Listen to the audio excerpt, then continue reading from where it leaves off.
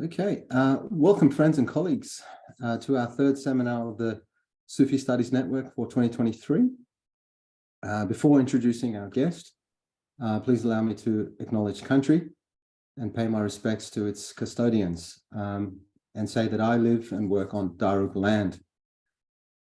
Now, to our guest, it's an absolute pleasure to introduce my good friend and colleague, Vassilios Adrahtas, whom I have known for quite some time, and with whom I have had many rich and wonderful conversations. He is to me a true Hellene, if I may say, Vasily, and I have known him personally in our conversations to be the Hellenic philosopher that I believe he is. Formerly, Vasily holds a PhD in Sociology of Religion from Pantheon University of Social and Political Sciences, Athens, Greece, and a PhD in Studies in Religion from the University of Sydney. He specializes in the political phenomenology of early Christianity, patristics, Byzantine philosophy, the history of religions, and Indigenous Australian studies. He has authored and co-edited more than 10 books. Over the years, we have worked together on a number of articles concerning the historical and political question of Islam, and we have produced a co-edited volume to that effect. Our next project, which I'm excited about, is to shed further light on the interreligious relationship between Eastern Christianity and Sufism from the early period to the modern. And it's going to be a thrilling ride, and I'm very excited to be part of that journey with Vasily again. So today, Vasily is going to talk to us about Prince Dimitrie Cantemir as a historian of religion, his pioneering work on Sufi orders. As usual, we'll have a 30 minutes recorded talk and followed by a 20-minute unrecorded Q&A session with Vasily. Thank you, and over to you, Vasily. Welcome. Thank you, Milad. Thanks for the invite, Milad and Aydogan. It's always a pleasure to be at the Sufi Network Studies, either participating as a listener or as a presenter. Today, of course, I will attempt to present some reflections and some sort of information on Prince Dimitrie Cantemir, and more specifically about his work on Islam, and more specifically the part that is dedicated to the Sufi orders. Now, I'm no specialist on the work of Dimitrie Cantemir.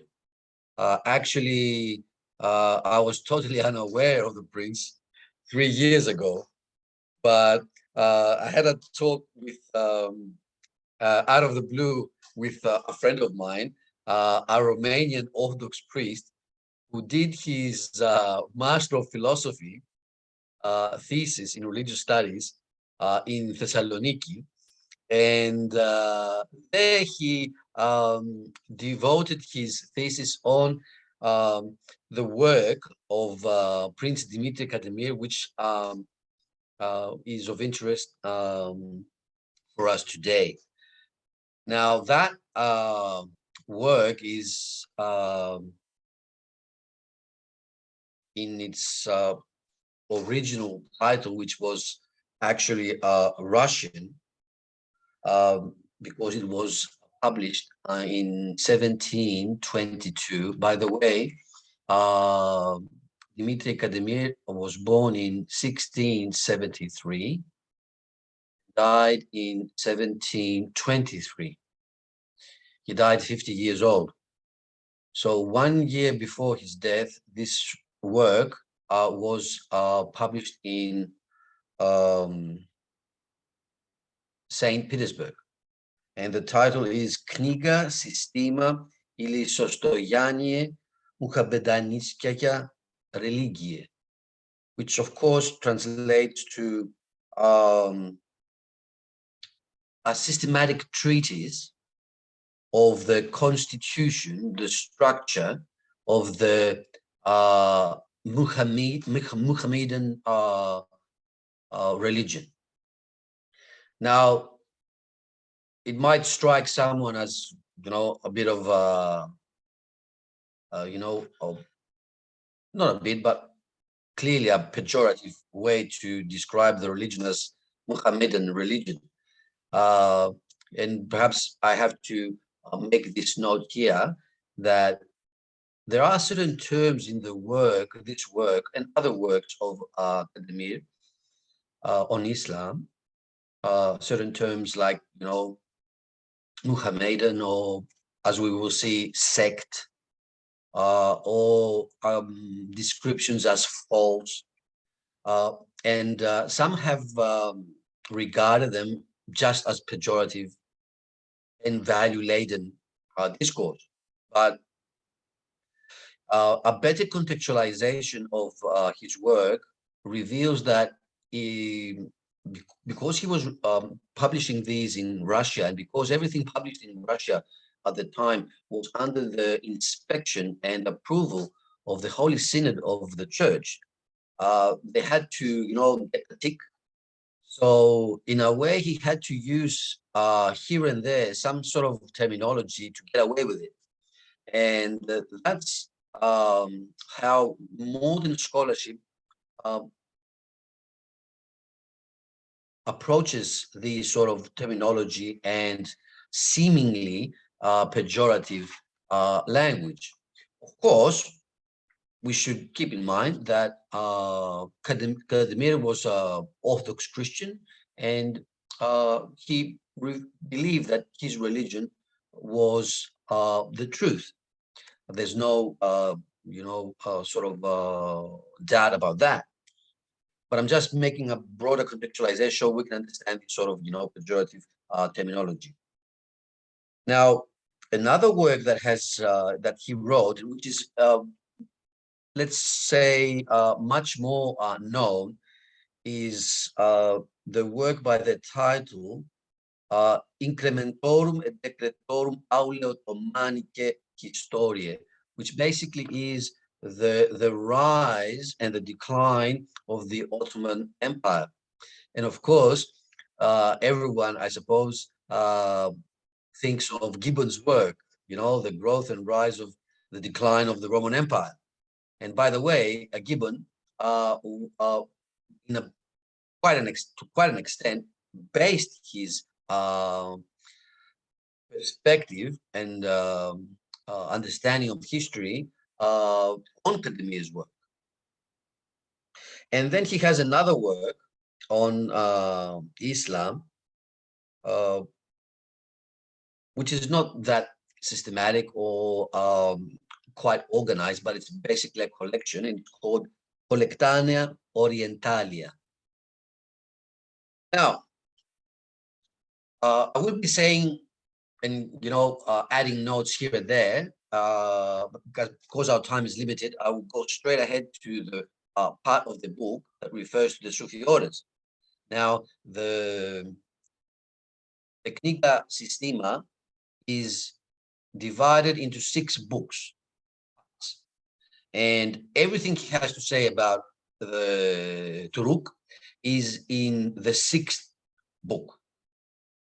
And actually, in chapters 8 to 18, in 10 chapters, 11 actually. Now,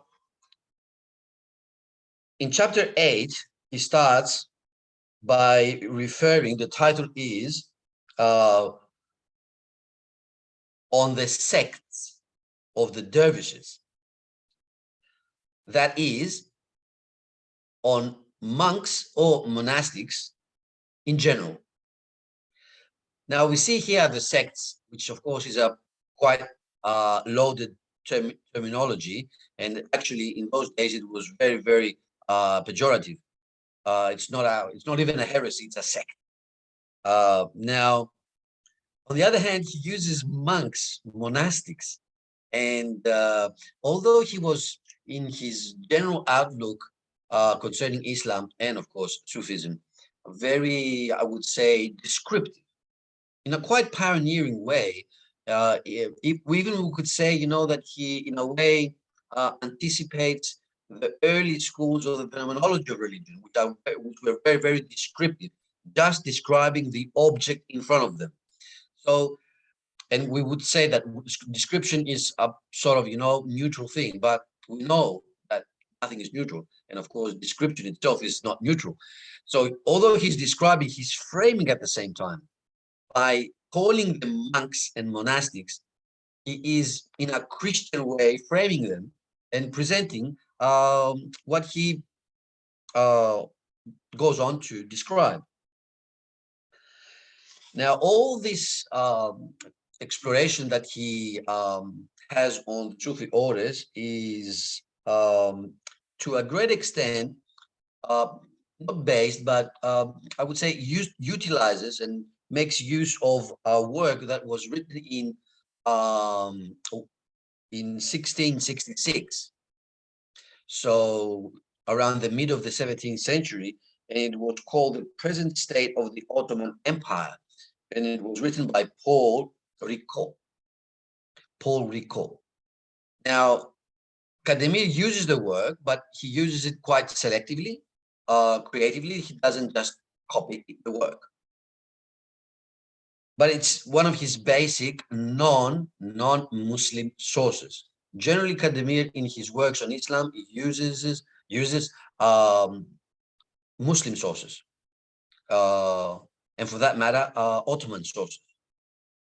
He was, very knowledgeable in Turkish, in Farsi, in Arabic, apart from the other languages that he knew, Latin, Greek, and Slavonic. Now, he starts by making a distinction between, not a distinction, but clarifying things, the word dervish, and how it comes from the Farsi word darwish. And then he makes a reference to the Arabic term zahir. And he makes this in order to show that, that's what he says, although dervish means poor, the zahir has a different semantic value and, let's say, weight.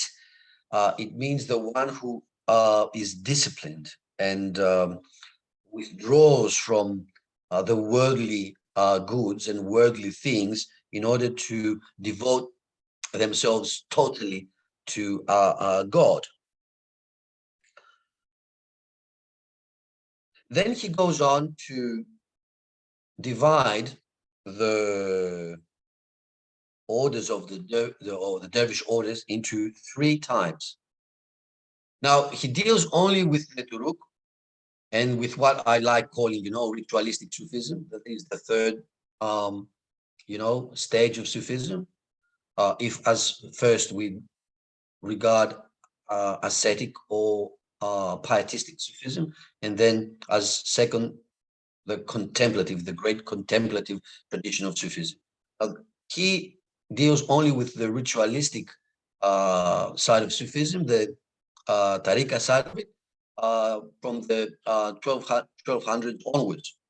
So these orders he divides into the teke-based orders,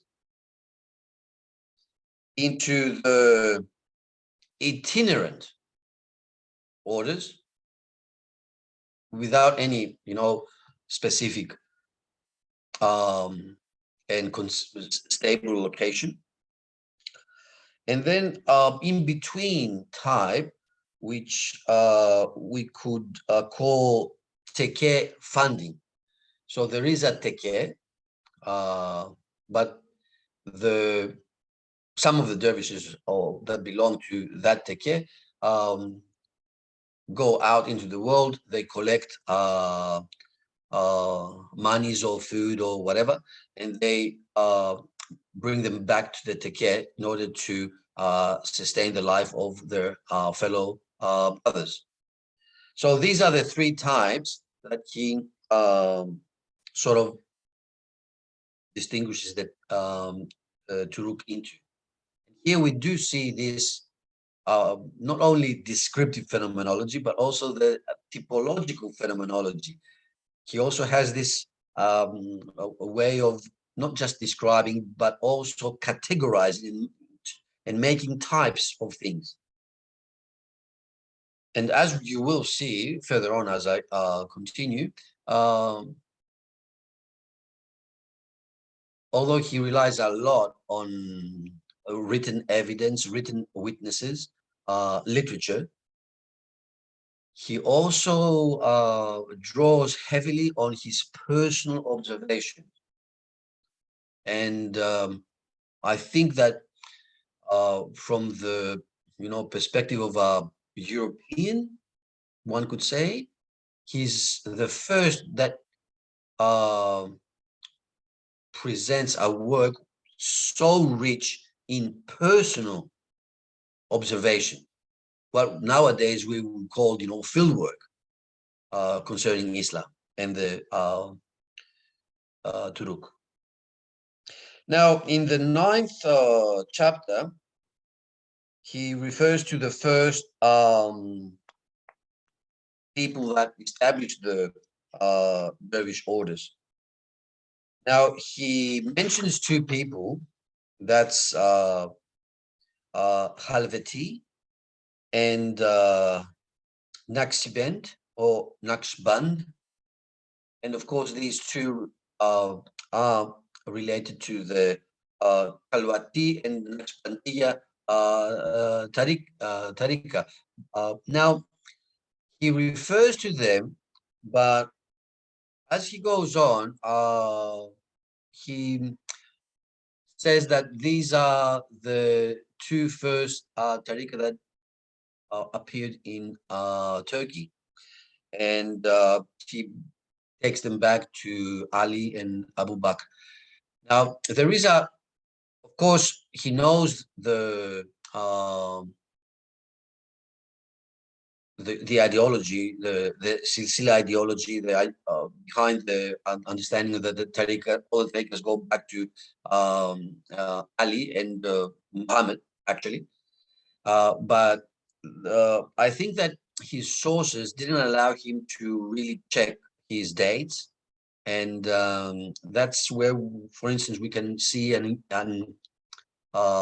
inaccuracy as to the presentation of these two orders as being the first orders that appeared in Turkey and going back to Ali. I think he makes another sort of mistake when he connects the Mevleviya with the Naqshbandiya. Now, again, this might be a mistake due to his sources or due to his informants, or it might reflect at the time a sense of, interconnection between all sort of traditions, tariqa traditions. What comes to mind, is something that we see afterwards, a bit afterwards, in the 4th period of Sufism, after the ritualistic Sufism, we have the neo-Sufi orders, and we have discussed this with Milad quite a lot of times, especially referring to the work of Armando Salvatore, whom, when he discusses this after the 1500s expression of Sufism, he really speaks about a network of Sufi orders throughout the non-Western world. And this network functioned as a watershed, to the encroaching powers of colonial powers. Now, this network being, created after the 1500s, which implies that Sufi orders were more and more becoming familiar with one another, and in a way, out of courtesy, one would say, spiritual courtesy, one would connect themselves to the other in a genealogical sense. And that's how they could make out of the practical network also an ideological network. And I think perhaps because Cantemir is writing in the early 18th century, when this is already there, it's consolidated, perhaps this reflects this networking. Otherwise, historically, he's wrong. Cantemir is wrong. Now, the 10th chapter is on the Mevleviya. And it's the first tariqa that he deals with. He regards it as the most important tariqa in the Ottoman Empire. Of course, he refers to the center of the Mevleviya in Konya. He also refers to Othman, the son of Osman, who really supported the Mevleviya. And he notes that in his own times, that's Cantemir's times, there were about 500 dervishes in Konya, Mevleviya dervishes in Konya. He also informs us that in Constantinople there were 4 tekke of the Mevleviya. And then he goes on to describe the dedication ritual of Mevlevi. And he says that at the beginning,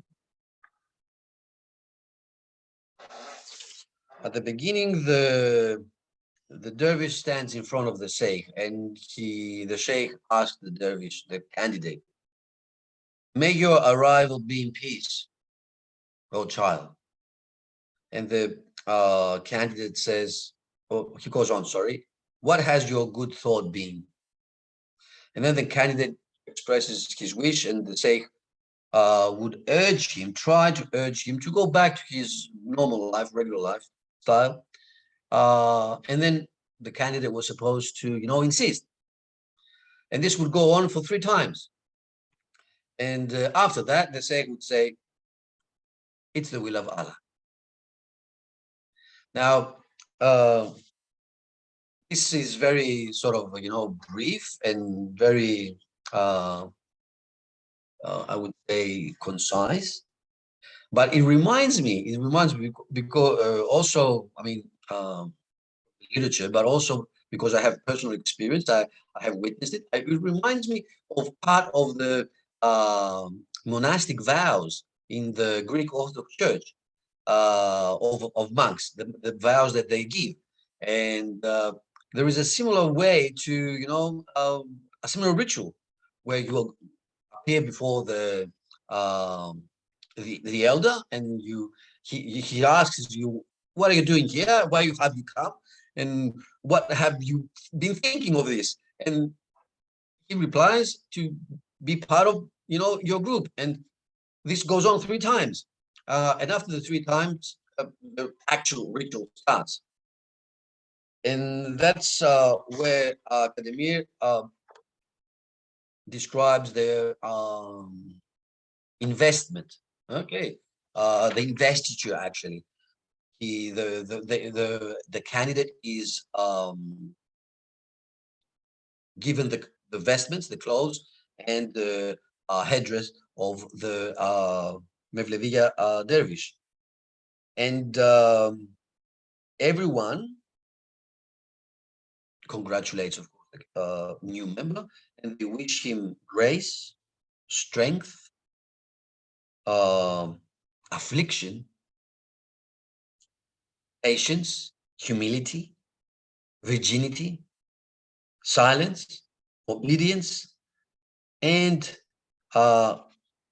the hardships of poverty.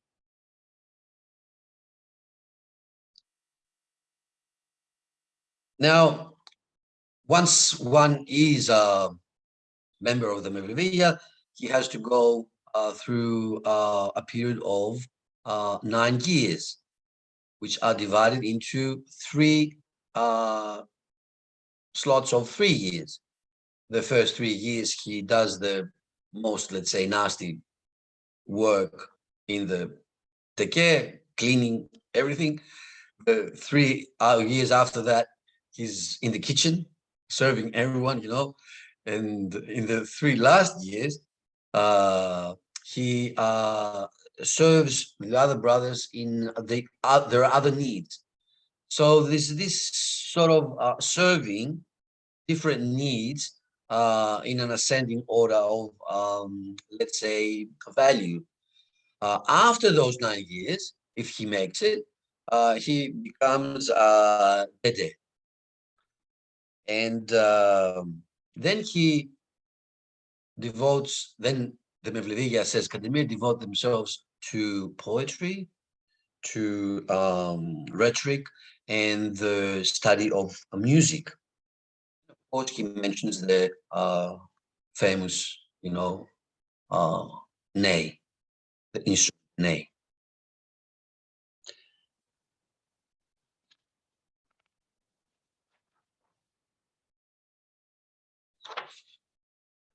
In more or less a way, he goes through all the dervish orders in the same manner, describing how they become a dervish, what do they wear, what do they say during the ritual, what sort of virtues are expected from them. And in some cases, of course, he makes, let's say, more specific descriptions and qualifications regarding the distinctiveness of the orders. So beyond the Mevleviya,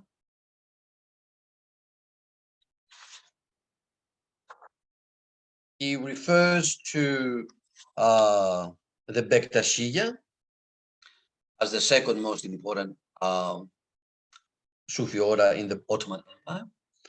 The only sort of addition here, specifically for the Bektashiya, is regarding the Yenicheri association that they had, and that they were known as those who give water to everyone, water to the soldiers, and water to the people that they might, come across on a road or anywhere.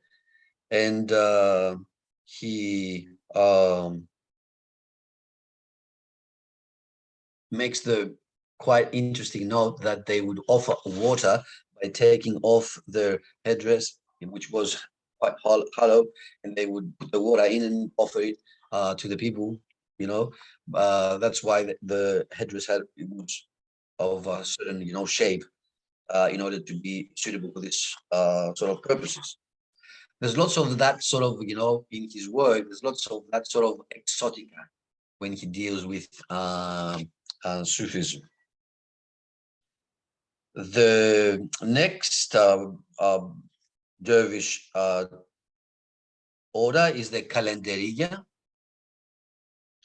And there he does focus on the various practices of self-mortification that the Kalenderiya were practicing, and especially their intense memory of death as a spiritual exercise.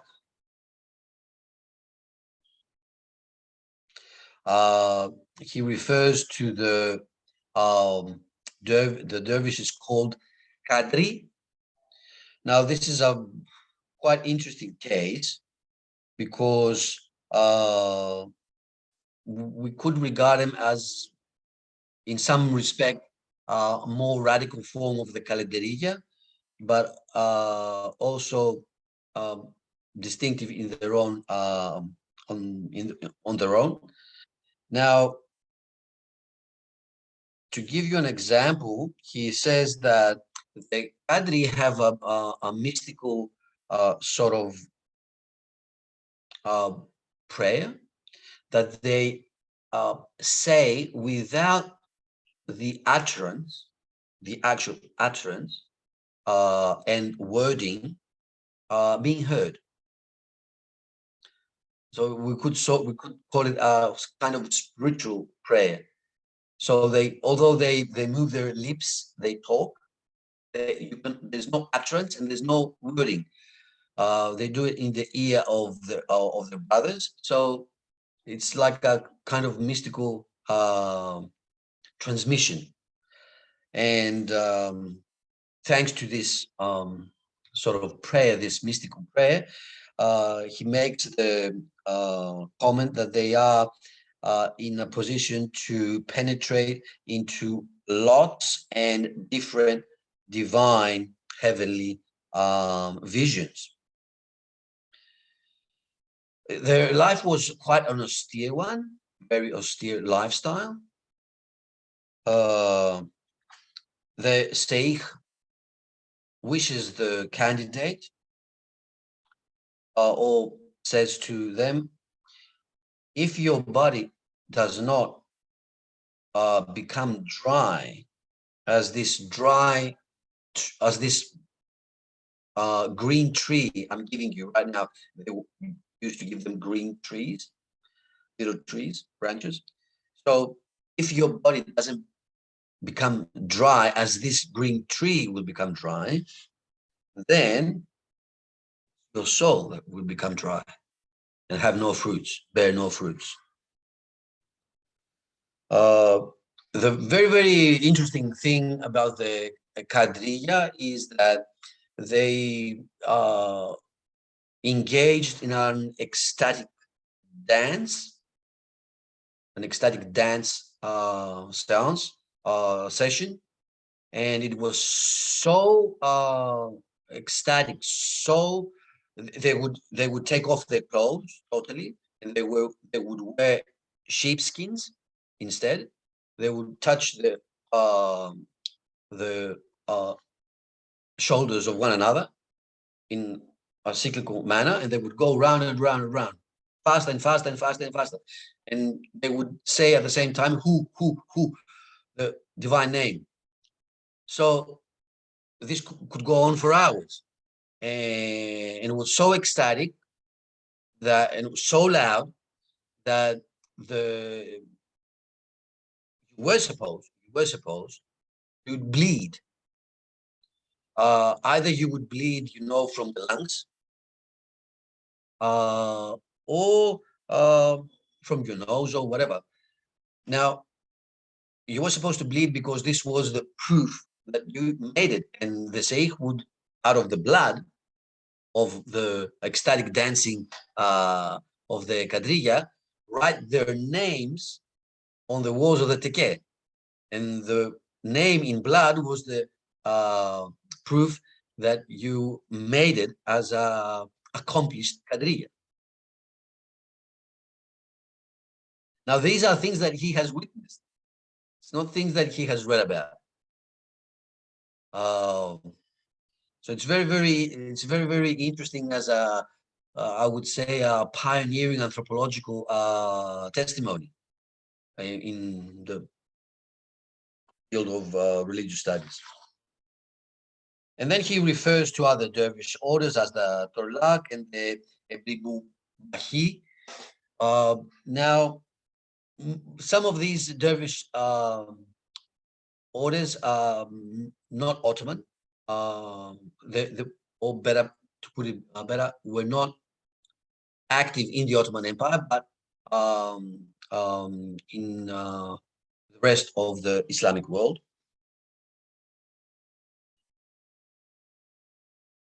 Many of the Turuk that he refers to are not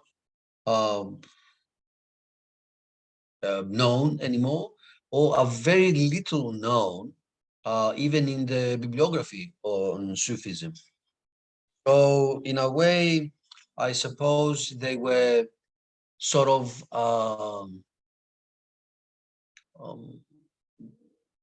specific developments in the Ottoman Empire for a certain period that became afterwards sort of inactive.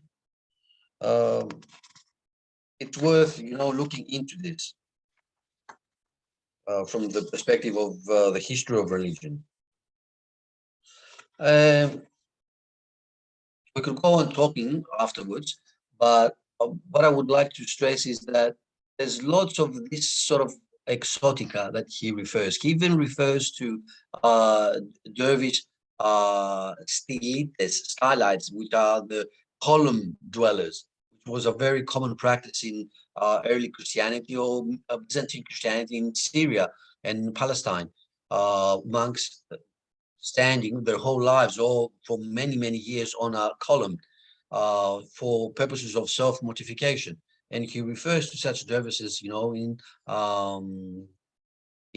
Egypt, for instance. And other sorts of, exotica, which,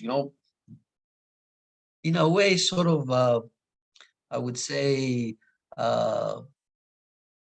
perhaps would make, more nowadays more mainstream Muslims feel quite justified in their judgments against Sufism. You see what we have been saying. These are not real Muslims. All these things they have been doing. So I think that the work could be in a way twisted to serve that sort of ideological polemic nowadays. But for me, it's a very, very interesting collection of an eyewitness concerning practices that he regarded as very, very pertinent and important. Otherwise, he wouldn't have included them. And as reflective of the sincerity, the faith, and the piety of the people involved in it. We'll stop here so we can chat. As I said, I'm in the process of, familiarizing myself with the work. It's a huge work. It's around 400 pages. And unfortunately, we don't have it in English.